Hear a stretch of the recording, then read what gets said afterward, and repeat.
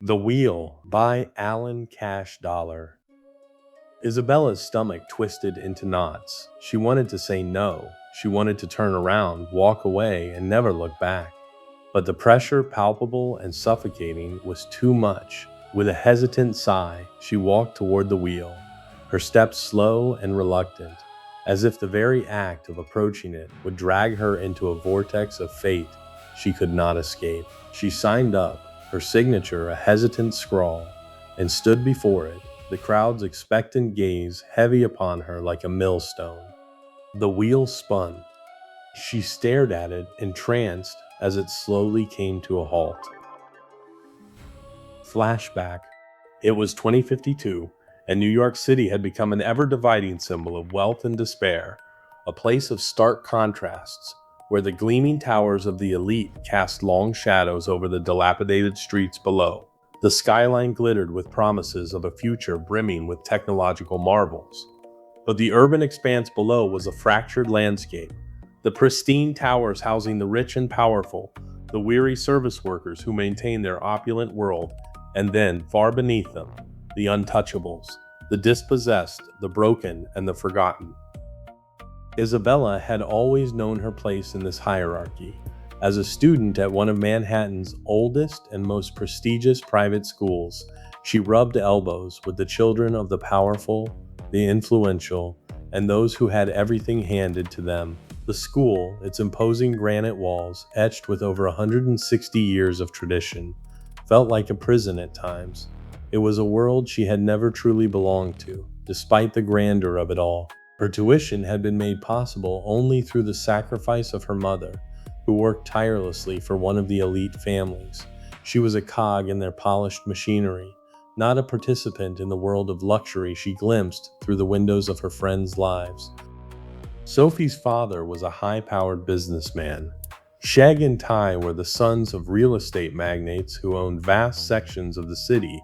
They had everything, a life of privilege and endless opportunities. Their problems were as typical as any teenagers: girls, grades, parties, and the ephemeral thrills of their opulent existence.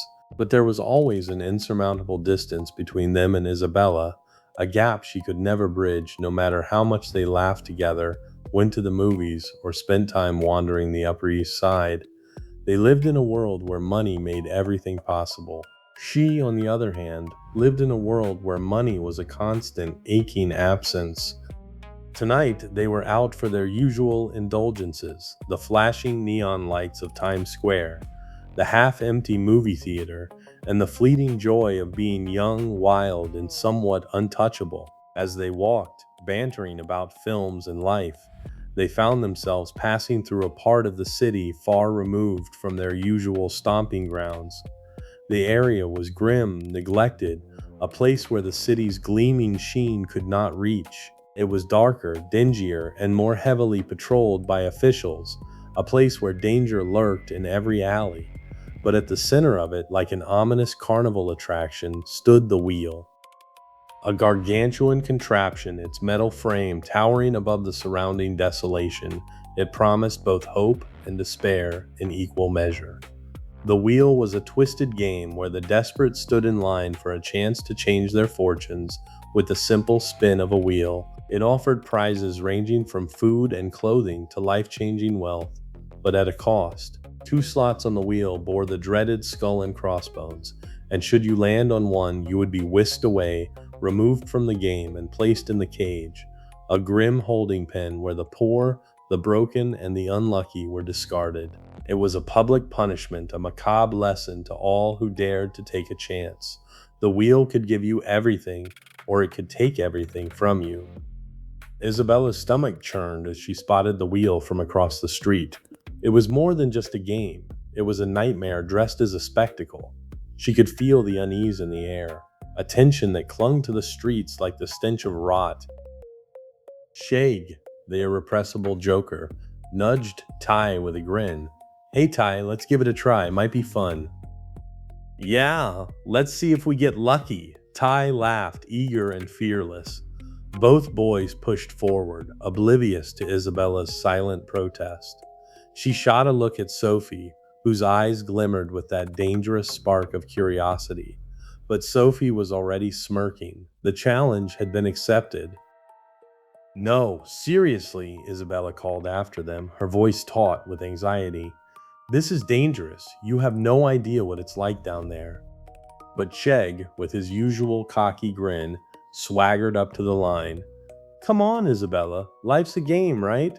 His voice was carefree, his confidence bordering on recklessness. He signed up with a flourish, and before anyone could stop him, he stepped up to the wheel, an almost defiant gleam in his eyes. Ty laughed. Sophie's mischievous eyes sparkled, and Isabella stood frozen, her heart hammering in her chest. She could feel her hands grow cold, her throat constricting with fear. The crowd gathered, anticipation building as the wheel began to spin, its mechanical hum vibrating through the... Sophie's voice cut through the low murmur of the crowd. What if he lands on the skull? Isabella's face went ashen. She could already see it. The emaciated bodies of those in the cage, their eyes hollow, their faces gaunt with hunger and despair. It was a vision she couldn't escape, no matter how hard she tried. But Chegg wasn't worried. He had always been lucky. The wheel slowed, the clicks of the mechanism growing louder in the silence of Isabella's mind. She held her breath, the air thick with dread. The wheel stopped. A cheer erupted from the crowd. Chegg had hit the prize. A man in a tattered uniform stepped forward, handing him a large trophy, its shiny plaque reading, "I survived the wheel." The crowd exploded into applause, and Chegg held the trophy aloft like a victory flag, grinning from ear to ear. I told you, Chegg said, handing the trophy to Ty. You gotta trust me. Now let's see if we can get even luckier. Ty couldn't wait. He practically sprinted to the line, excitement crackling in his steps. But Isabella, standing there among the crowd, felt an unbearable weight settle in her chest. The spectacle had lost its charm. The reality of it all, of what she might face, of what might happen to her if she stepped up, was suffocating. Ty, practically vibrating with energy, stepped up and spun the wheel. Isabella couldn't watch. She tried, but all she could see was the cage in her mind, the vacant, hopeless eyes of those trapped there, their lives turned into a cautionary tale. The wheel spun. It slowed. The crowd grew silent, the tension suffocating. Hovercraft. Ty cheered. An official stepped forward immediately, offering him a sleek, hovering vehicle that gleamed in the dim streetlight. It was the prize of all prizes: luxury, power, and endless opportunity. Isabella's throat tightened. She wanted to run, to tear herself away from this sickening spectacle. But Sophie was already turning, her lips curling into a bored smile. Come on, guys, Sophie said dismissively. Let's go. There are always more fun things to do. But Isabella couldn't shake the image of the cage. She glanced toward it, seeing the faces of the untouchables, wasted, gaunt, resigned.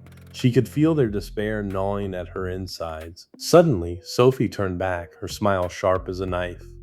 So, you gonna spin, Isabella? Feeling lucky? I'm not doing it, she said. Isabella's stomach lurched. The pressure from all sides was unbearable. Her mouth felt dry and her legs trembled. She wanted to say no, to walk away, to forget the whole wretched thing. But the weight of everything, her mother's failing health, her promise to her family, the expectant eyes of her friends, was too much. Sophie shot her a pointed, almost mocking look. You sure you don't want to try it, Isabella? Didn't you say your mom needed that procedure? Maybe a little luck wouldn't hurt? Isabella's heart skipped a beat. Sophie's words felt like a slap. She hadn't wanted to admit it, but her mother's health had deteriorated. The procedure was expensive, out of reach for their family. The pressure of it all weighed on her. Sophie knew exactly what she was doing. The resolve Isabella had clung to cracked. She couldn't escape the guilt that twisted inside her. Also, she realized that if she won something, almost anything, she could somehow help her mom, And imagine what the highest prize would do. All their problems would be solved in the blink of an eye. Or, better said, in the spin of a wheel, the big, dumb wheel. Ty chimed in, adding more pressure. Oh, come on, Isabella, live a little. Fine, she muttered, barely audible over the crowd, but I'm not going if anything happens. With a resigned sigh, she walked toward the wheel. Her mom's warnings about shortcuts and cheap thrills in life echoed in her ears. She thought about her great uncle Tito, a victim of the wheel. She thought, what are the odds it would happen to another person in the family? She shrugged her shoulders and thought, what will be wheel be? She spun the wheel as forcefully as she could. She stared at it, her heart thudding in her chest as it spun and spun. It almost seemed like it would never stop. Then it slowed down and creeped to a near halt on the V for vacation icon. She thought, wow, I could take my mom on a much-needed trip. Then the wheel slowly ticked over the barrier and, no, it couldn't be, she thought. No! The skull and crossbones. The crowd gasped in unison. Isabella's blood ran cold. She was immediately seized by the officials, their hands cold and unyielding as they dragged her away, pushing her toward the cage. Her friends watched, motionless, their faces devoid of emotion. Sheg shrugged, his face impassive. Ah well, just bad luck.